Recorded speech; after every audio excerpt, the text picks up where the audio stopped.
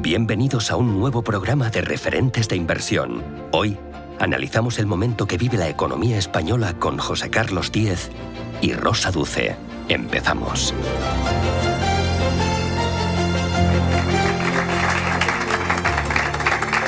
Muchas gracias.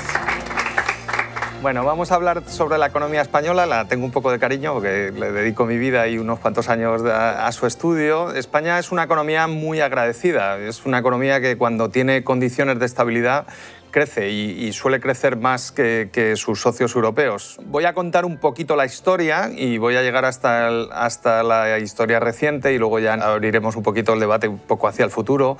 Este es un país que viene de muy atrás, que tuvo la guerra civil y que tardamos mucho en engancharnos a lo que fue la gobernanza global, Naciones Unidas, hasta que llegaron las bases americanas en el año 52 y luego después del 52 hay un plan de estabilización un poco diseñado y dirigido por el Fondo Monetario Internacional y el Banco Mundial, que permite que España deje atrás todos los lastres de una economía muy intervenida, muy planificada, muy regulada.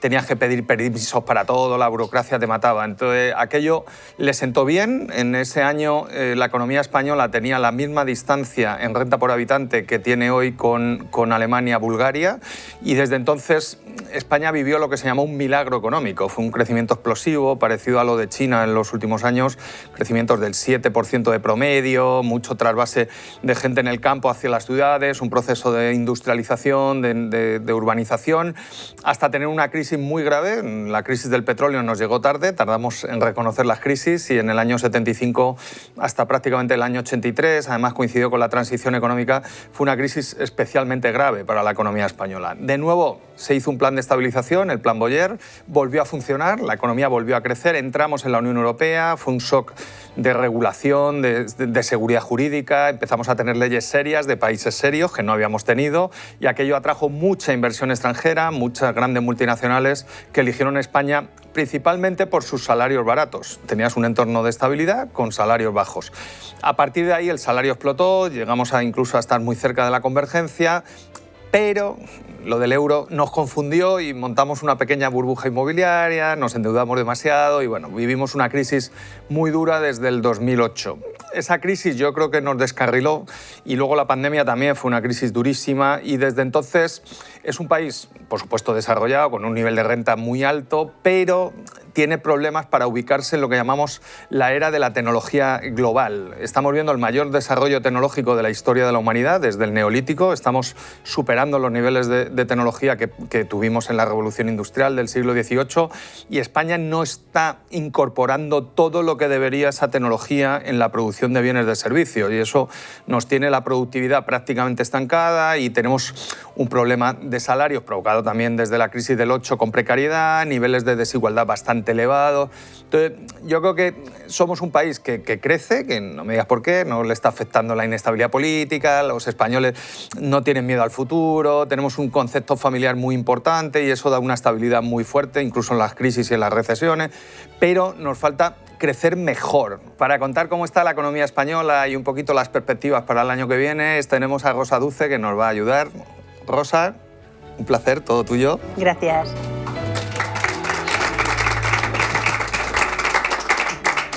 Bueno, pues muchas gracias y bienvenidos. Me alegro espero que os parezca interesante lo que venimos a contaros. José Carlos ha dejado un poco la situación de la economía española en el pasado, es que ha pasado de nuestra historia ya incluso ni siquiera reciente, de hace mucho tiempo, cómo nos hemos ido incorporando, ¿no?, a los mercados desarrollados.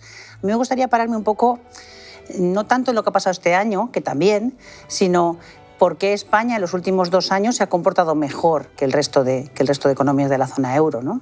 Que es verdad que muchas veces parece que somos el patito feo, pero no, esta vez estamos creciendo más que la mayor parte de los países europeos y hay algunos motivos, ¿no?, que justifican este comportamiento. Primero es que si nos ponemos a pensar qué pasó en la pandemia la economía española sufrió mucho. Sufrió mucho porque nosotros somos una economía de servicios, nos hemos dedicado, tenemos una economía muy consumidora, el peso de la hostelería, del turismo, de salir. Y claro, cuando nos cierran las puertas, pues evidentemente la economía española sufre mucho porque es una economía más orientada a ese tipo de sectores. Es verdad que cuando termina la pandemia, la situación cambia. De pronto nos abren las puertas y no solamente en España, pasa en todo el mundo. Hay muchas ganas de consumir, hemos ahorrado mucho dinero durante el tiempo que hemos estado en casa metidos. Los programas de protección al empleo, que no es una cosa de invento español, existieron en todos los países del mundo, en todos los desarrollados, evidentemente. Claro, estábamos en casa, cobrábamos salario, hemos ahorrado dinero, nos dejan salir y nos dedicamos a gastar el dinero. Nos pilla la salida de la pandemia con estos problemas de suministro, porque claro, las fábricas también han estado cerradas, con lo cual hay mucha demanda, poca oferta, la inflación empieza a subir y luego ya cuando los bancos centrales se empiezan a dar cuenta que esto de los precios subiendo iba a durar más de lo que inicialmente esperábamos, llega la guerra en Ucrania, se disparan los precios de las materias primas y claro, la economía española pues, se ve afectada, como todos los países del mundo, en la medida que los bancos centrales tienen que luchar contra esa inflación y empiezan a subir los tipos de interés. Aún así, lo sorprendente es que la economía española en 2022 lo hizo mejor que la mayoría, en 2021 también, y en esta parte del año 2023, digamos de año, también va mejor que la mayor parte de Europa. ¿Por qué, no? Bueno, primero porque en España y en todo el mundo se ha mantenido el mercado de trabajo en niveles altos. Tenemos una tasa de paro en España que está en niveles muy bajos, teniendo en cuenta que el crecimiento tampoco es brillante. No estamos hablando de que la economía va boyante, no va boyante. Tuvo un muy buen crecimiento en el año 2021-2022, pero este año se está frenando, lógicamente, porque las subidas de tipos están haciendo daño. Al final, tenemos que consumir, las familias ven cómo el crédito se encarece, las viviendas, el sector inmobiliario está también sufriendo porque el acceso al hipotecario evidentemente nos hace daño, nos han subido todos los precios de todo, el ahorro de las familias se ha ido agotando, pero aún así hemos tenido una primera parte del año 2023 bastante buena. ¿Por qué? Pues porque esa caída de la tasa de ahorro que hemos venido acumulando durante 2021-2022, porque nos hemos dedicado a gastarnos el dinero que teníamos ahorrado para poder mantener nuestro nivel de vida, llegamos al año 2023 y cuando parecía que la economía iba a sufrir, pues se produjo una subida salarial. No solamente estamos hablando de funcionarios o pensionistas, la subida salarial ha sido en general en todo el país. La media está entre el 4 y el 5% y, por tanto, hemos compensado el hecho de que el ahorro se nos ha ido agotando con que la subida salarial ha permitido recuperar ese ahorro en parte. Todo eso que ha permitido que la primera parte del año ha sido mejor de lo esperado. Para este año, de hecho, la mayor parte de analistas internacionales, los grandes organismos internacionales como el Fondo Monetario Internacional, la OCDE, la Comisión Europea, han elevado la previsión de crecimiento para España. Probablemente terminemos en el año en torno al 2,5, 2,4, va a estar por ahí.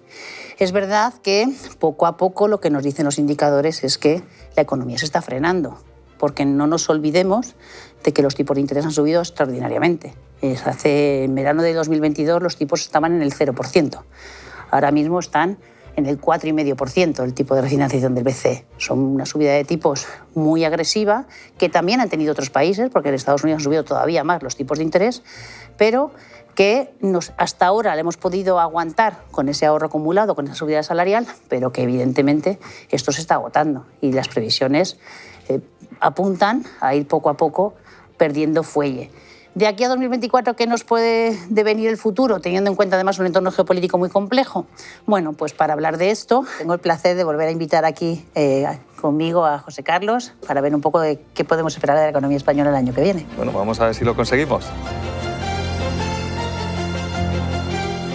Bueno, José Carlos, pues hemos hablado del pasado, hemos hablado de cómo hemos empezado el año, yo creo que toca hablar un poco del futuro. Y en ese futuro, a ver, yo creo que no tiene mala pinta, pero hay algunas cosillas que pueden hacer que este enfriamiento sea mayor de lo esperado o no, o se mantenga en esos niveles que estamos, ¿no? Lo primero que a mí, pensando, me preocupa un poco es qué va a pasar con la política fiscal, porque claro, las reglas de Europa están suspendidas, estaban suspendidas hasta diciembre de este año, pero si vuelve Europa a pedirnos ese famoso 3%, pues eso implica que va a haber menos política fiscal expansiva. Hemos tenido políticas fiscales en el pasado que nos han favorecido, las ayudas en la pandemia, las ayudas en la guerra de Ucrania, los fondos Next Generation. ¿Qué va a pasar ahora si resulta que hay que volver otra vez a converger a ese 3%? Bueno, ya tocaba, son 4 años. no va a ser igual que en el 2010. En el 2010 partíamos de un déficit del 10%, había que llegar al 3% y era un pequeño ajuste.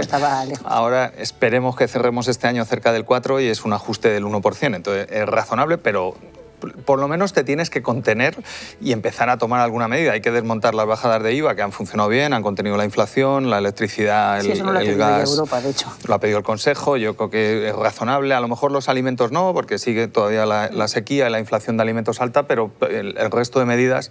Y prácticamente con eso y portándote razonablemente bien en el gasto, o sea, que teniendo crecimientos del gasto como recomiendan para el año que viene, entre el 3 y el 4% podrías llegar, ¿no? O quedarte muy cerca. El tema, evidentemente, como tú dices, que acabamos el año con muy poca inercia, Europa no crece, que es nuestro destino de exportaciones, y claro, el tema es si no tienes inercia fiscal y no hay inercia monetaria y de bajadas de tipos de interés, o por lo menos al principio del año, ¿qué te va a meter inercia, no? Esa es la duda. Claro, yo creo que la primera parte del año y el final de este año y el principio del año que viene va a ser más complicado y, como bien dices, si al final el Banco Central Europeo baja algo los tipos de interés a partir de verano, podríamos tener un impulso un poco más favorable y, por supuesto, tampoco hace falta recortar excesivamente, sino simplemente controlar un poco el gasto, ¿no? En de línea también, pues por ejemplo, los fondos de Next Generation, ¿no? Los fondos de Next Generation siguen aquí y se siguen utilizando. Y yo creo que, por lo menos a mí muchas veces me han preguntado diciendo dónde va ese dinero, porque yo no lo veo, pero sí que es verdad que la percepción ahora es que, primero, que ha llegado mucho dinero ya y luego que poco a poco va llegando, que ha cogido cierto impulso en este año 2023 después de un 2022 que parece que llegaba con cuentagotas, o si llegaba el dinero, desde luego la percepción que tenía la calle es que no llegaba nunca a donde tenía que llegar, ¿no? Entonces, bueno, yo creo que eso también debería darnos un impulso favorable, ¿no? Sobre todo, a mí me preocupa de los fondos Next Generation es que no vale que sean un dinero para ahora. Esto tiene que ser algo que realmente mejore el potencial de crecimiento de España, que realmente le ponga, ¿no? Hablabas al principio de coger esa carrera tecnológica o correr ese crecimiento del resto de países que nos permita un poco adelantar pasos ahí, ¿no? Sí. Bueno, como decían de las megas, veis no se ve, pero veis las ailas, ¿no? O sea, los fondos están. Yo creo que hay un mal diseño en Bruselas y seguramente ahora no, porque hay elecciones en mayo del año que viene europeas. Después la nueva comisión tendrá que hacer algún ajuste. Ha salido un plan en Estados Unidos, que es el IRA, que es mucho menos, son 90.000 millones de dólares y los fondos el Next Generation son 800.000. O sea que el fondo Next Generation pero se instrumenta directamente con créditos fiscales, entonces es muy fácil de aplicar. Los fondos están siendo muy burocráticos en general en Europa, pero está la parte de los PERTES que va a empezar ahora y yo creo que va a llegar mucho dinero. Estamos ahora trabajando en la universidad en un artículo sobre eso y en el 24 lo vamos a ver, va a haber mucha inversión vinculada ahí y luego muchas partidas se están instrumentando como licitaciones de dinero público, pero no se piensa que son Next Generation. Entonces, todas las ciudades están renovando las flotas de autobuses, estamos viendo mucha renovación de calderas, y todo eso es actividad. O sea, para cambiar una caldera, de momento no van robots. O sea, va un señor o una señora que se pone a trabajar. Entonces, claro, lo difícil, Rosa, es cuantificarlo, ¿no? Primero, van por el capítulo 7 de gasto, por lo tanto, la Intervención General del Estado no lo publica cada mes, entonces no sabemos muy bien cómo va la ejecución, ahí hay que tener un poco más de transparencia de cómo se va ejecutando. Lo digo para medir el PIB, no la ejecución. Sí, porque realmente los fondos, sí que si tú consultas, sí que es verdad que está muy detallado. Yo creo que esta vez ha habido una preocupación desde Bruselas de intentar que el dinero no sea un agujero negro, ¿no? Que esté muy especificado en cada comunidad, en qué proyectos. Yo creo que no es tanto el diseño de los proyectos, sino la implementación, ¿no? Quizás es lo que dices, ¿no? Que llegar un poco al señor, el último que tiene que poner sobre la mesa esas ayudas, ¿no? Claro, está la parte primera que ha llegado, que es muy importante, muy focalizada en I+D, en digitalización y en sostenibilidad, economía circular, es todo muy potente para crear desarrollo económico en los próximos 10, 15 años, no ahora, ¿no? Para lo que están estos fondos, y mejor realmente desarrollo. Y luego está la parte que va a empezar a llegar ahora, que yo creo que es igual de importante, que es la parte de deuda. Normalmente, y lo que estamos viendo en los PERTES, el PERTE financia entre el 30 o el 50% de la inversión. Son inversiones muy grandes, estamos hablando de inversiones muy grandes. Entonces, te falta la otra parte de financiación del 50 o el 70%. España ha mejorado, estamos cumpliendo 10 años del MARF, estamos emitiendo bonos, yo colaboré, ha ido muy bien el MARF. Todavía tiene un mercado de capitales estrecho. Yo creo que esos fondos deberían ayudar a ampliar para que esas financiaciones sean a los plazos más largos posibles y a los tipos de interés, al venir financiadas con deuda pública europea, más bajos posible. Y eso sí podría dar un shock de expansión en clave de lo que nos importa a los economistas, que es empleo y salarios. Sí, o sea, sí. todo lo demás está muy bien, ¿no? Pero nosotros lo que queremos es que la gente tenga mucho trabajo y no haya paro, y que tenga un salario digno y esté contenta, o lo menos infeliz posible, por lo menos, ¿no? Efectivamente. Sí, además yo creo que ya has hablado mucho también, ¿no?, del empleo y los salarios.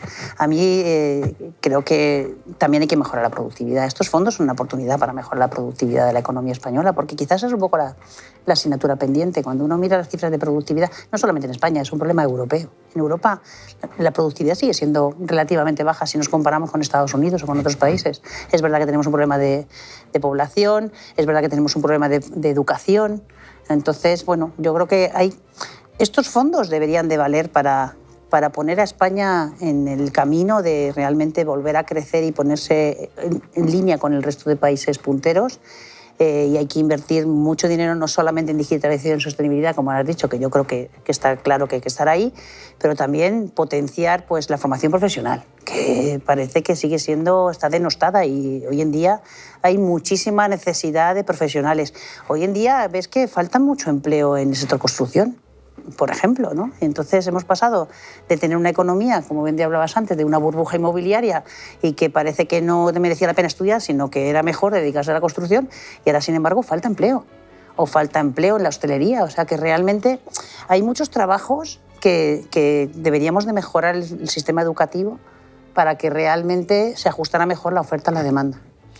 A ver, voy a empezar por lo bueno, que es más fácil, ¿no? Y luego lo que no hacemos bien o tan bien, ¿no? A España le ha tocado la lotería con la revolución energética, porque hay un desarrollo tecnológico de placas fotovoltaicas, que es una tecnología muy complicada, que es un trozo de tierra, que es el sílice, que transforma un rayo de sol en corriente continua, lo cambias, alterna y le das a un enchufe y enciende una bombilla. Efectivamente. ¿Vale? Y es fácil de instalar, genera mucho empleo. Y la placa es la misma, pero si tú pones una placa en España al revés, da más electricidad que en Noruega. Efectivamente. ¿No? Entonces, claro, el coste por kilovatio de generar, al tener más horas de sol, de generar electricidad en España, en este momento es el más bajo de Europa. Eso ya es un hecho. Los fondos lo van a potenciar mucho más, lo estamos viendo, ¿no? Todo el desarrollo privado de grandes plantas y de autoconsumo va a haber acompañado. La clave ahora, Rosa, es cómo aprovechamos una energía barata para hacer desarrollo industrial. Y ese desarrollo industrial, que es lo que busca el Next Generation, que sea lo más tecnológico posible para generar empleos de más calidad con mejor salario. Eso es lo que hacemos. Y ahí, en esa parte, no estamos bien, ¿no? O sea, nuestros centros tecnológicos son pequeños, tienen problemas de financiación, las universidades no funcionan, cuesta mucho relacionar a las empresas con la universidad, el talento no está lo suficientemente remunerado. Ahora estamos un poco mejor que en 2015, pero falta.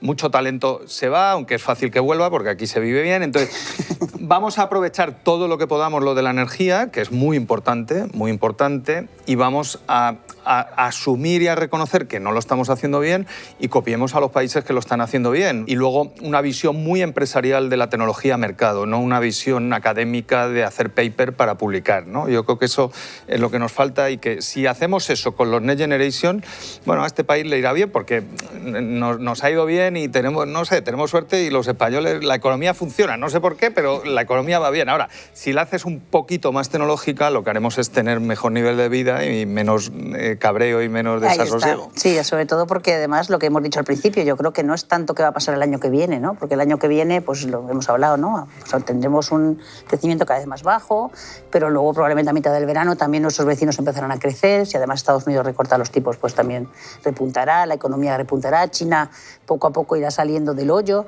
y tendremos a corto plazo, una cosa es coyuntural, ¿no?, como decimos los economistas, y otra cosa es estructural, ¿no? Y yo creo que el cambio estructural es el importante, porque es el que te permite dar ese estadio, ese salto, ¿no?, para que en el futuro tú tengas una economía que crece mejor y más. Y como tú bien dices, genera empleo y los salarios van subiendo en línea con lo que la economía puede generar.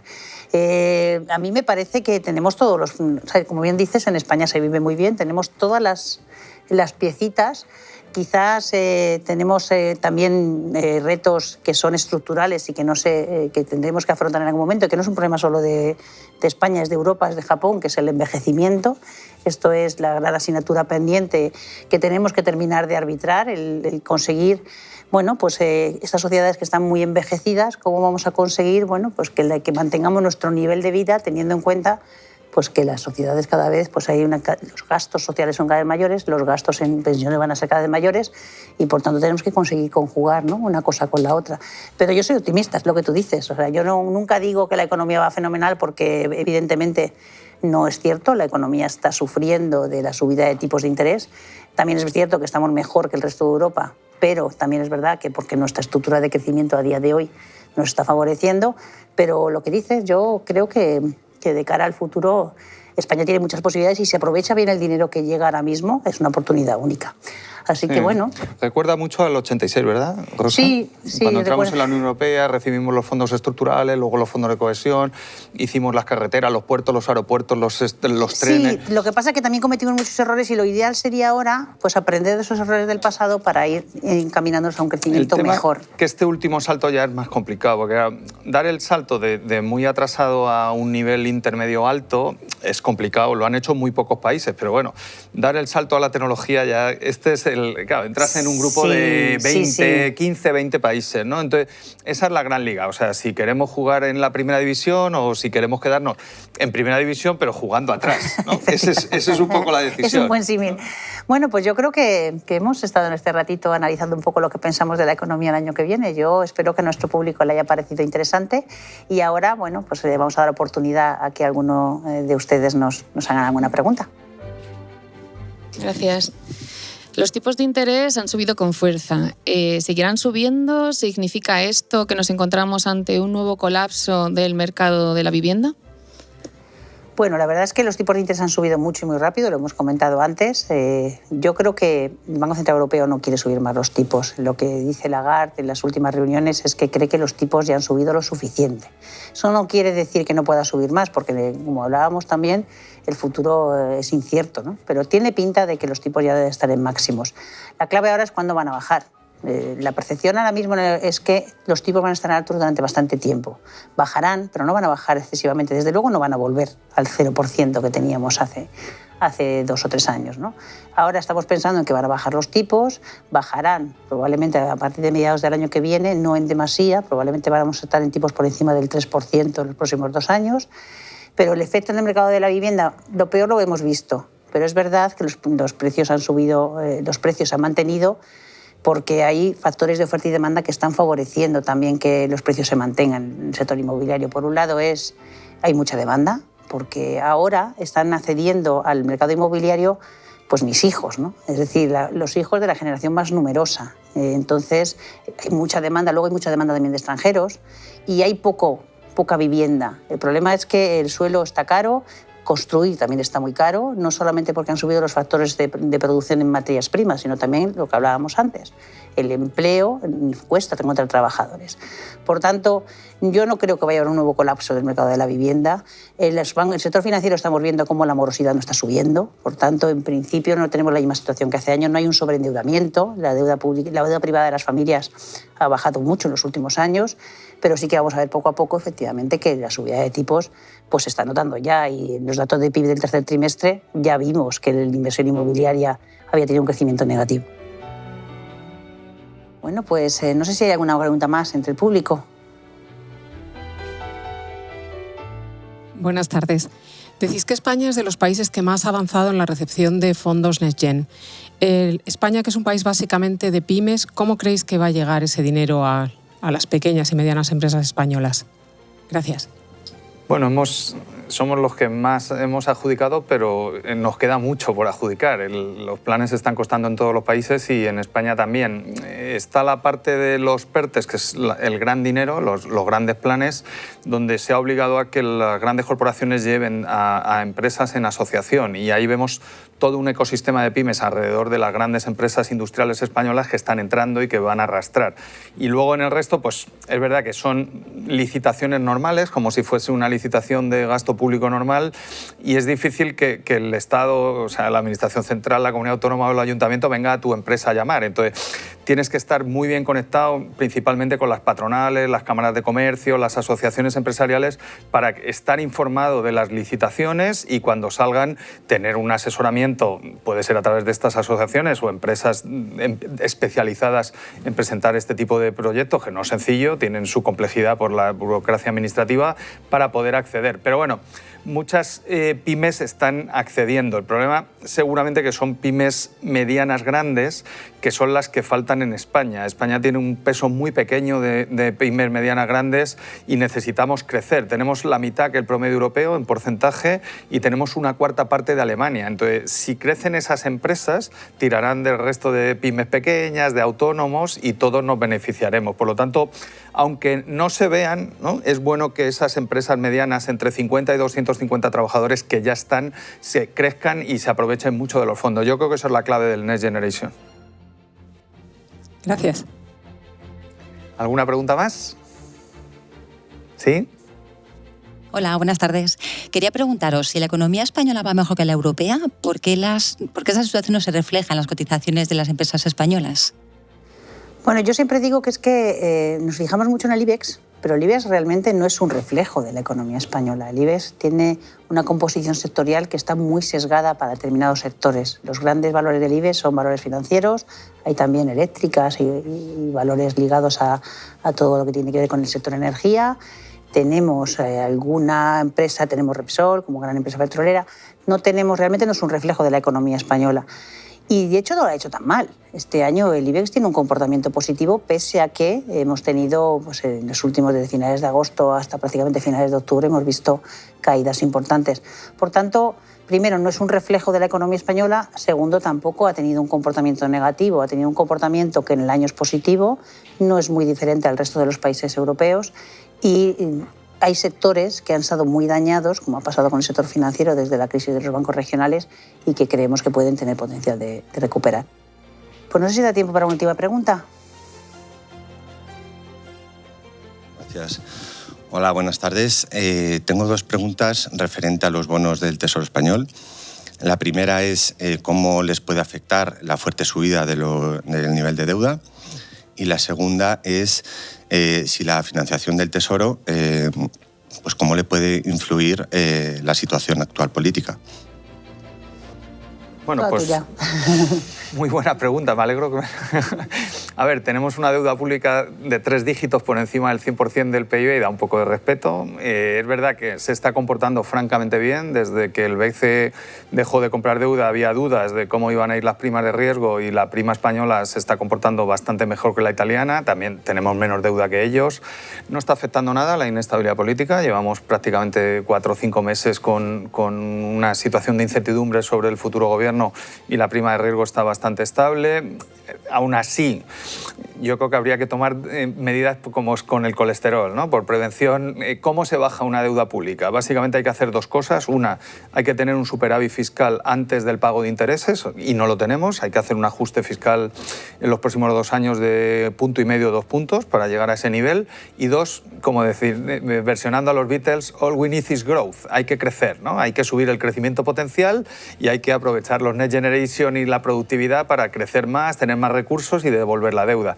En eso nos la jugamos, pero mientras tanto está bien, se está comportando bien. Rosa, no sé cómo lo ves tú. Sí, yo creo que al final lo has dicho, ¿no? Yo creo que si hubiera algún tipo de desconfianza sobre la financiación del Tesoro español, veríamos cómo la prima de riesgo española sube, y la prima de riesgo española se está manteniendo estable en torno a 100 puntos, y eso te da reflejo de que realmente la situación política no afecta. Los niveles de deuda son altos, pero es verdad que gracias a la inflación y al crecimiento de estos últimos años ha bajado con respecto a lo que veníamos, que estábamos cerca del 120, o sea que hemos bajado los niveles, aunque seguimos en 3 cifras.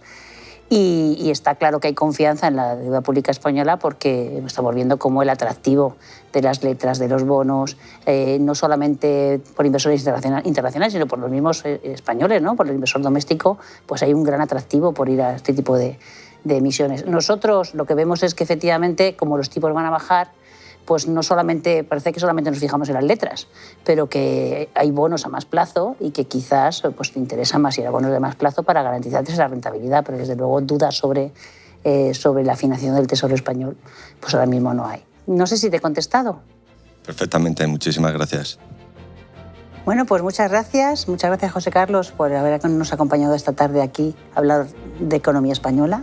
Yo creo que ha quedado más o menos claro nuestra visión, qué pensamos sobre el futuro. Y la verdad que ha sido un placer. Bueno, el placer ha sido mío. Como diría el filósofo, el pasado es incierto y el futuro es ilusionante, pero hay que hacer muchas cosas para conseguir que suceda. Vamos a por ello. Perfecto, muchas gracias.